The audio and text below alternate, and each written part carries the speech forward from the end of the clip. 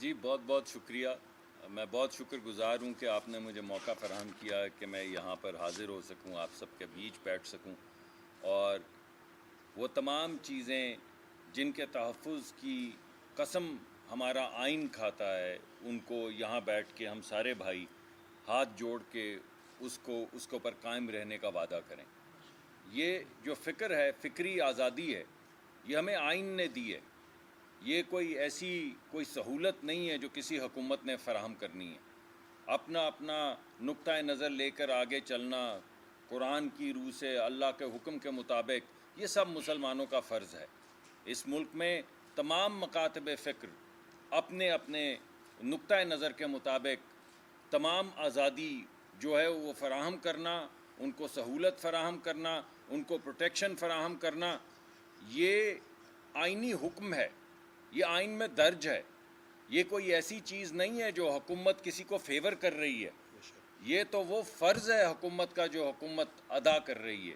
تو جتنی بھی چیزیں, چاہے وہ ہم بات کریں کسی دہشت گردی کے حوالے سے, کسی کی آواز بند کرنے کے حوالے سے, کسی کا آئینی تحفظ جو ہے اس کو سسپینڈ کرنے کے حوالے سے, ان تمام چیزوں کے خلاف ہے پی ایم ایل این. اور یہ تمام گفتگو رانا صاحب کے ساتھ تفصیلی گفتگو آپ لوگوں کی ہوئی ہے. آج رانا صاحب کو لاہور جانا تھا کسی ضروری کام, یہ الیکشن کے سلسلے میں ہی, تو میں یہاں پر حاضر ہوا. لیکن وہ تمام گفتگو جو رانا صاحب کے ساتھ, رانا ثناء اللہ صاحب کے ساتھ ہوئی ہے, انشاءاللہ اس کا ہر نقطہ جو ہے وہ پورا کیا جائے گا. مگر جو اہم بات میں آپ کے سامنے رکھنا چاہتا ہوں وہ یہ ہے کہ یہ آپ کا حق ہے, تحفظ آپ کا حق ہے, آزادی آپ کا حق ہے. یہ حق آپ کو آئین دیتا ہے کہ آپ اپنے نقطہ نظر کے مطابق قرآن و سنت اور اللہ کے حکم کی روح سے اپنی زندگی گزاریں.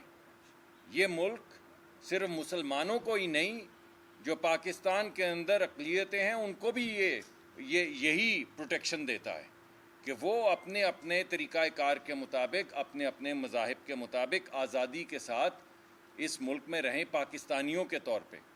اور اس وجہ سے آج کے اس موقع پر جہاں پر ہم تمام آئینی چیزوں کا ذکر کر رہے ہیں, وہاں پہ میں سمجھتا ہوں یہ ذکر کرنا بھی ضروری ہے. تو انشاءاللہ ہم آگے بڑھیں گے. ہم نے تو پورا مقدمہ ہی جو سامنے رکھا ہے وہ آئین کی بالادستی کا ہے. اس وجہ سے چاہے وہ ہمارے تمام جو ہم نے پرانے وعدے کیے ہیں ملک کے اندر سکون لانے کے, تمام جماعتوں نے مل بیٹھ کے جو طریقہ کار طے کیا ہے کہ ہم کیسے اپنے بچوں کی حفاظت کریں گے, اپنے بزرگوں کی حفاظت کریں گے, اپنی جو عبادت گاہیں ہیں ان کی حفاظت کریں گے, اپنی مساجد کی حفاظت کریں گے, ان سب کے اوپر انشاءاللہ ہم آگے بڑھتے چلے جائیں گے. اور تمام چیزیں ابھی آنے والے وقت میں انشاءاللہ مکمل ایک نظام, ایک کمیٹی بنائی جائے گی. وہ کمیٹی بیٹھے گی رانا ثناء اللہ صاحب کے ساتھ, اس کے مطابق طریقہ کار طے کیا جائے گا کہ آنے والے وقت میں محرم میں جو بھی جلوس ہوں گے اور جو بھی عبادت گاہیں ہوں گی ان کا یقینی تحفظ کس طریقہ کار سے کیا جائے گا, اور سہولت کیسے فراہم کی جائے گی کہ آزادی کے ساتھ لوگ اپنا نقطہ نظر, اپنا ریلیجس فریضہ جو ہے اس کو سر انجام دے سکیں. تو انشاءاللہ میں دوبارہ سے آپ لوگوں کا بہت بہت شکر گزار ہوں کہ آپ نے مجھے یہاں پر آنے کا موقع دیا, اور ضرور انشاءاللہ ہم جتنی بھی گفتگو آپ کی رانا صاحب کے ساتھ ہوئی ہے اس گفتگو کو آگے بڑھائیں گے, اور اس کو نہ صرف جو بات ہوئی ہے بلکہ اس کی اسپرٹ میں انشاءاللہ اس پہ قائم رہیں گے اور اس کو آگے بڑھائیں گے. بہت شکریہ جی.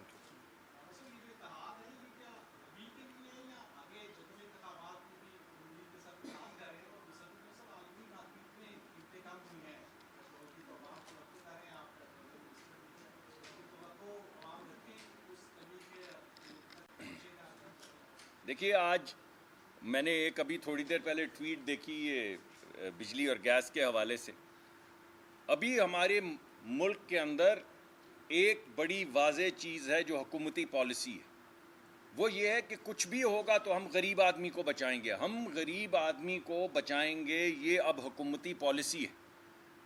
اور اللہ کرم کرے ان تمام لوگوں پہ, اور جو صاحب حیثیت ہیں ان کو اور دے, مگر کچھ بوجھ وفاقی حکومت کو اور کچھ بوجھ صاحب حیثیت لوگوں کو اٹھانا پڑے گا, اور غریب کو ریلیف دینا پڑے گا. ابھی ECC کے اندر ایک سمری لائی گئی جس میں گیس کی قیمتوں کا آپ کو معلوم ہوگا کہ عمران خان صاحب جانے سے پہلے جو آخری چیز کر کے گئے تھے وہ یہ تھی کہ انہوں نے حکومت سے یہ حق چھین لیا کہ وہ گیس کی قیمتیں مقرر کرے. یہ حق چھین لیا. صرف اتنا ہمیں حق رہ گیا کہ ہم اگر کسی ایک گروپ کو بچانا چاہیں تو بچا لیں، ورنہ جو قیمت ریگولیٹر طے کرتا ہے وہ 40 دن کے اندر ملک کی گیس کی قیمت بن جاتی. یعنی جب تک وہ خود رہے یہ طاقت انہوں نے اپنے پاس رکھی، اور جانے سے چند مہینے پہلے یہ طاقت وہ ریگولیٹر کو دے گئے اور حکومت سے لے گئے. ہم نے اس کے مطابق یہ فیصلہ کیا کہ اس ملک کے 50% غریب لوگ، میں اس کا آپ کو بتا دوں 50% کون لوگ؟ وہ لوگ جن کے گھروں میں آپ نے ربڑ کی نالیاں دیکھی ہیں جس کے آگے ایک چولہا پڑا ہوتا ہے، 1 یا 2 چولہے لگے ہوتے ہیں جس میں ماں یا بہن یا گھر کا کوئی بھی فرد بیٹھ کے بچوں کی کفالت کے لیے، بچوں کو کھانا کھلانے کے لیے چولہا جلاتا ہے، کھانا بناتا ہے، چائے بناتا ہے. ان سب لوگوں کو 50% پاکستان کے لوگوں کو تحفظ دیا گیا ہے.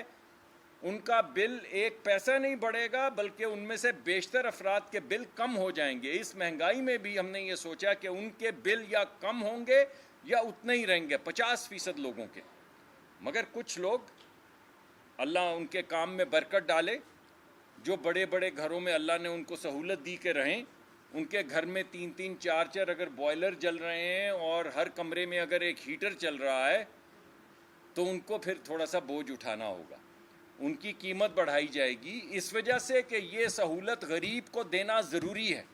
وہ شخص جو 30,000 40,000 50,000 روپے کما رہا ہے وہ کیسے اپنا گزارا کرے؟ تو آپ نے سوال پوچھا تو مجھے موقع مل گیا یہ بتانے کو کہ ہماری یہ تجاویز ہیں، یہ کابینہ کے سامنے جائیں گی. یہ حتمی فیصلہ کابینہ کا ہے، حکومت اور کابینہ کا فیصلہ ہے کہ کون سی قیمت کیا ہوگی. لیکن میں نے کل بھی یہ بتایا تھا اور یہ میں آج بھی آپ کو بتا رہا ہوں کہ جو ریکمنڈیشن گئی ہے ECC کی طرف سے وہ یہ ہے کہ 1 پیسے کا بوجھ غریب پر نہیں پڑے گا. کچھ بوجھ حکومت اٹھائے گی، کچھ بوجھ جو صاحب حیثیت لوگ ہیں وہ بتائیں گے. اور میں دوبارہ سے آپ کو بتا دوں کہ 50% لوگ جو چولہا جلاتے ہیں، جو ماں باپ کی خدمت کے لیے، بچوں کی کفالت کے لیے گھر میں کھانا بناتے ہیں، ان کے اوپر 1 پیسے کا بوجھ نہیں پڑے گا بلکہ جو سب سے زیادہ غریب ہیں ان کے بل کم ہو جائیں گے. مگر جو امیر لوگ ہیں، صاحب حیثیت ہیں، کچھ بوجھ وہ اور کچھ حکومت اٹھائے گی. تو یہ ہم نے کیا ہے آپ کے سوال کے جواب میں. باقی ہمارا تو آپ کے ساتھ بھائی چارہ ہے، اتحاد کہیں آپ اس کو کچھ کہیں، میں آپ کو یہ تو آپ کو ہی اس کا جواب دینا ہوگا. لیکن ہم تو اپنے ہی گھر میں آئے ہیں، ہمارا تو آپ کے ساتھ بھائی چارہ ہے. آپ آج سیاست میں اگر کسی الیکشن میں کسی وقت یہ بھی چاہیں کہ آپ ہمیں سپورٹ نہ کریں یا خاموش رہیں تب بھی ہمارا آپ سے بھائی چارہ ہے. ہمارا جو آپ سے رشتہ ہے وہ ووٹ کا رشتہ تھوڑی ہے. اس وجہ سے یہ ملک ہے جس کے ہم سب شہری ہیں، ہم سب بھائی ہیں، ہم یہاں بیٹھے ہیں. آج میں بڑا شکر گزار ہوں کہ آپ نے ہماری سپورٹ کا اعلان کیا ہے، مگر ہمارا بھائی چارہ اس سپورٹ سے بہت زیادہ گہرا ہے.